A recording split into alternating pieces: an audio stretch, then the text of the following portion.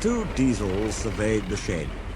"It's time, 7101, said one, that we took this railway over. Shush, 199. It's their railway, after all." "Not for long," persisted 199. "Our controller says steam engines spoil our image." "Of course we do," snapped Duck. "We show what frauds you are. Call yourselves engines? If anything happens, you care nothing for your train. You just moan for a fitter. We bring it home, if only on one cylinder." "Nothing," boasted 199, "ever happens to us. We are reliable." Vulgar noises greeted this. "How rude," said 199. "You asked for it," growled 7101. "Now shut up."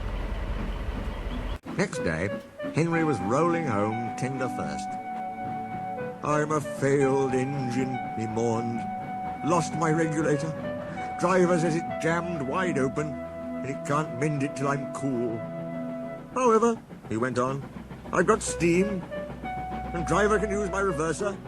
But it would happen after Duck fooled me with those tenders. Now they'll laugh at me again." He reached a signal box and stopped, whistling for a road. Opposite the box, on the up line, stood Diesel 199 with a train of oil tankers. Worse and worse, thought Henry. Now old Reliable will laugh at me too. The signalman came out. "For pity's sake, take this spam can away. It's failed. The Limited is behind. And all he does is wail for his fitter." "Spam can?" fumed 199. "Stow it," snapped the signalman, "or I'll take my tin opener to you. Now then." 199 subsided at this dreadful threat, and Henry pulled the train out of the way. The diesel didn't help. He just sulked. The Limited rushed by with a growl and a roar. Henry gave a chuckle. "Look, spam can," he said. "There's your little pal." The diesel said nothing. He hoped 7101 hadn't noticed. 7101 hadn't noticed. He had troubles of his own. He was cross with his coaches. They seemed to be getting heavier. He roared at them, but it did no good. Engines have a pump called an ejector, which draws air out of the train's brake pipes to keep the brakes off. If it fails, air leaks in and the brakes come on, gently at first, then harder and harder. 7101's ejector had failed. The brakes were already leaking on while he passed Henry. He struggled on for half a mile before being brought to a stand, growling furiously, unable to move a wheel. "Well, well, well. Did you hear what signalman said? I thought they'd be laughing at me," chuckled Henry. "Now the joke's on them." "Moving two dead diesels and their trains," said his driver thoughtfully. "That's no joke for a failed engine.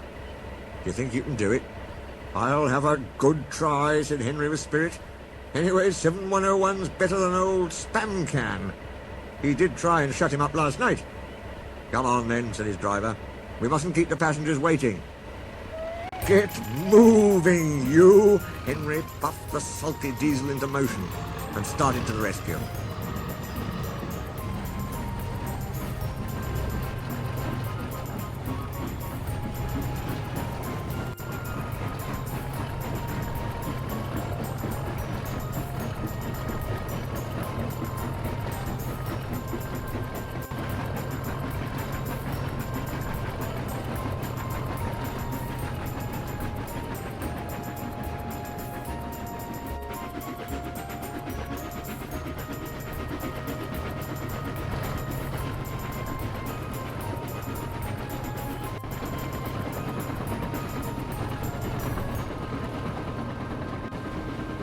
Henry gently buffered up to the express.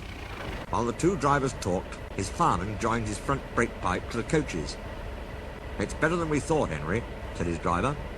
"The diesel can pull if we keep the brakes off. So the only weight we'll have is spam can's goods." "Oh," said Henry. "That's a mercy." He was, by now, feeling rather puffed. "Poop, poop, poop, poop. Are you ready?" tooted 7101. "Peep, peep, peep, peep. Yes, I am," whistled Henry. So with 7101 growling in front, and Henry gamely puffing in the middle, the long cavalcade set out to the next big station.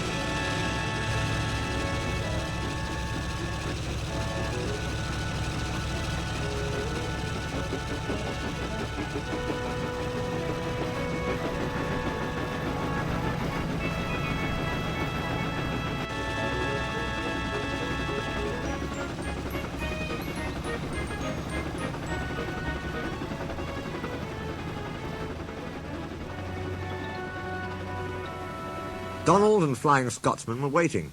They cheered as Henry puffed past. He braked the coaches thankfully. Spancan and the tankers trailed far behind. The passengers buzzed out like angry bees. But the Fat Controller told them about Henry, so they forgot to be cross and thanked Henry instead. They called him an enterprising engine and took his photograph. They were thrilled, too, when Flying Scotsman backed down on their train. If the guard hadn't tactfully shooed them to their coaches, the train would have started later than ever. Donald took the goods. "Return 199 to the other railway," ordered the Fat Controller. "I will write my views later."